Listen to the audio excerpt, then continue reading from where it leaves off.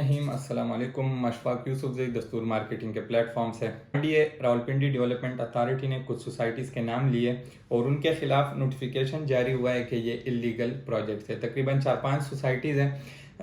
उन सब के नाम भी मैं आपको बताऊंगा किस रीज़न की वजह से उनको रोक दिया गया है काम करने से और उनको इलीगल करार दिया गया। तो ये सारे रीजंस मैं आपको बताऊंगा, लेकिन उससे पहले वीडियो बनाने का मकसद हरगिज़ ये नहीं है कि उन सोसाइटीज़ को बदनाम किया जाए या फिर उनके खिलाफ हम ऐसे ही बोलते रहें ताकि वो बदनाम हो। ऐसा कोई भी मकसद नहीं है, लेकिन सिर्फ और सिर्फ ये मकसद है कि जिन लोगों ने उधर इन्वेस्टमेंट की है या जो लोग उधर इन्वेस्टमेंट करने का सोच रहे उनको सिर्फ और सिर्फ बचाया जा सके।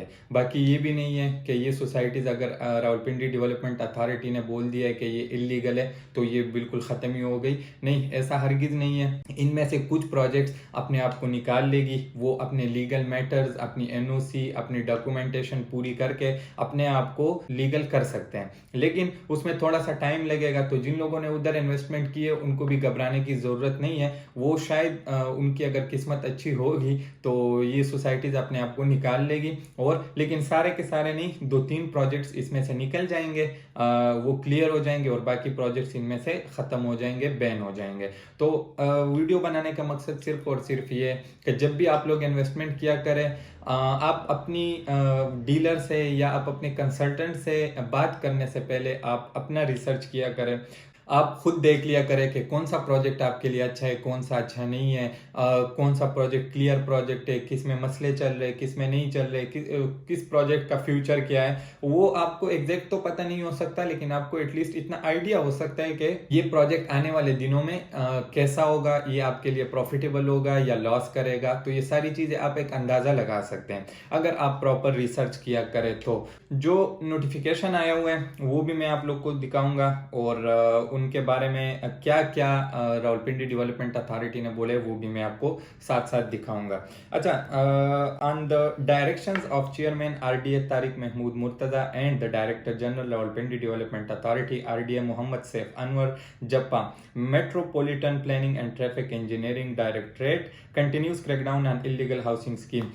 जो आरडीए का डायरेक्टर जनरल है और जो चेयरमैन है तारिक महमूद मुर्तज़ा साहब और मोहम्मद सैफ अनवर साहब, उन्होंने इलीगल हाउसिंग स्कीम जो है उनके खिलाफ क्रैकडाउन शुरू किया हुआ है और कुछ सोसाइटीज़ के खिलाफ उन्होंने एफआईआर लॉन्च किए हुए हैं। अच्छा, जिन सोसाइटीज़ को बैन किया गया है उनके नाम भी मैं आपको बताऊंगा। तकरीबन ये है 6 प्रोजेक्ट्स हैं और उनको बैन किया गया है। इसमें से 2 प्रोजेक्ट्स बड़े प्रोजेक्ट्स हैं। उन प्रोजेक्ट्स में लोगों ने काफ़ी इन्वेस्टमेंट भी किए और वो चक्री रोड पे आते हैं जहां पर ये बाकी सारे बड़े प्रोजेक्ट्स भी हैं।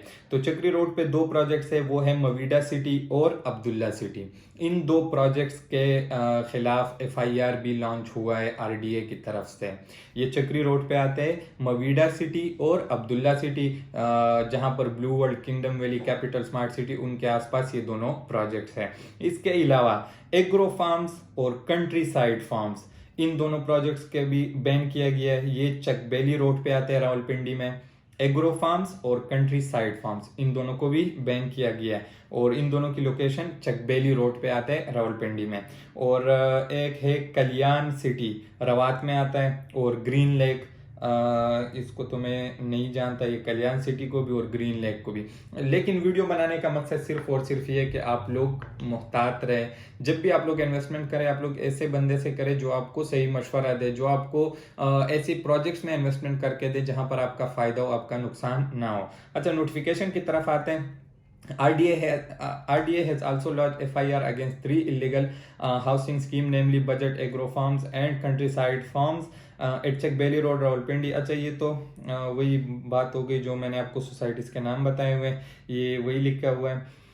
अच्छा, आखिर में इनको क्यों रोक दिया गया है वो मैं आपको बता देता हूँ, और वो है RDA has warned all the sundry that without getting the requisite NOC from RDA for launching of the housing scheme। इनके पास NOC नहीं था हाउसिंग स्कीम लॉन्च करने के लिए।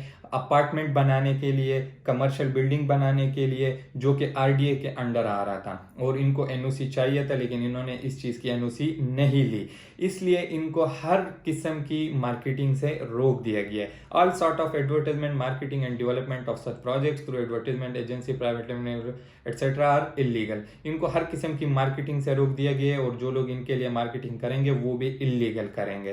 तो इस वजह से इन्होंने नोटिफिकेशन जारी किया है। Therefore, RDA advises general public in their own interest that they should not make any investment in illegal housing scheme.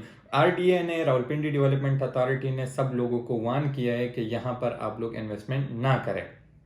अच्छा, ये तो नोटिफिकेशन की बात हो गई।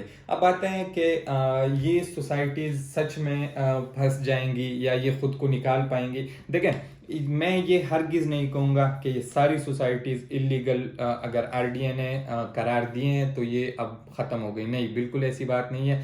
इनमें से कुछ प्रोजेक्ट्स ऐसे होंगे जो अपने आप को निकाल लेंगे, और मुझे जितना लग रहा है 2-3 प्रोजेक्ट्स मुझे नज़र आ रहे हैं जो बड़े प्रोजेक्ट्स हैं जिनका काफ़ी नाम भी है, तो वो खुद को निकाल लेंगे। वो अपनी लीगल मैटर्स और डॉक्यूमेंटेशन, एनओसी वगैरह सब कुछ क्लियर करके अपने आप को क्लियर करा के लोगों की इन्वेस्टमेंट सेफ हो सकती है इधर। तो आप लोगों को घबराने की अब ज़रूरत नहीं है। जिन लोगों ने इन्वेस्टमेंट की है उनकी तो वैसे भी इन्वेस्टमेंट हो गई है, लेकिन जिन्होंने नहीं की वो अभी फ़िलहाल थोड़ा होल्ड करें। अगर आप इधर इन्वेस्टमेंट करने का सोच रहे हैं, थोड़ा सा होल्ड करें। जब ये सारे लीगल मैटर्स क्लियर हो जाएं और आपको पता चल जाए कि ये वापस क्लियर हो गई है सोसाइटी या ये प्रोजेक्ट, तो आप फिर इसमें इन्वेस्टमेंट करें। लेकिन आप अपने इन्वेस्टमेंट को सेफ बनाएं और ऐसे प्रोजेक्ट से खुद को बचाएं जहां पर थोड़े बहुत मसले चल रहे हो, क्योंकि उन मसलों की वजह से ही आपके पैसे डूब जाते हैं। आखिर में एक बार फिर कहूँगा, वीडियो बनाने का मकसद हरगिज़ ये नहीं है कि इन प्रोजेक्ट्स को बदनाम किया जाए, लेकिन सिर्फ और सिर्फ ये मकसद है कि जो इन्वेस्टर्स है, जो एंड यूज़र्स है, उनको मैं सिर्फ एक मुहतात रहने की बात कर रहा हूँ कि आप लोग मुहतात रहे, आप लोग केयरफुल रहे इन्वेस्टमेंट करते वक्त। बस यही एक मकसद है। अगर अभी तक आपने हमारा चैनल सब्सक्राइब नहीं किया हो तो ज़रूर सब्सक्राइब कीजिए, ताकि आप लोगों को इसी तरह की अपडेट्स मिलती रहें। अपना ख्याल रखिए, अपने इर्द गिर्द माहौल का ख्याल रखिए। अल्लाह हाफिज़।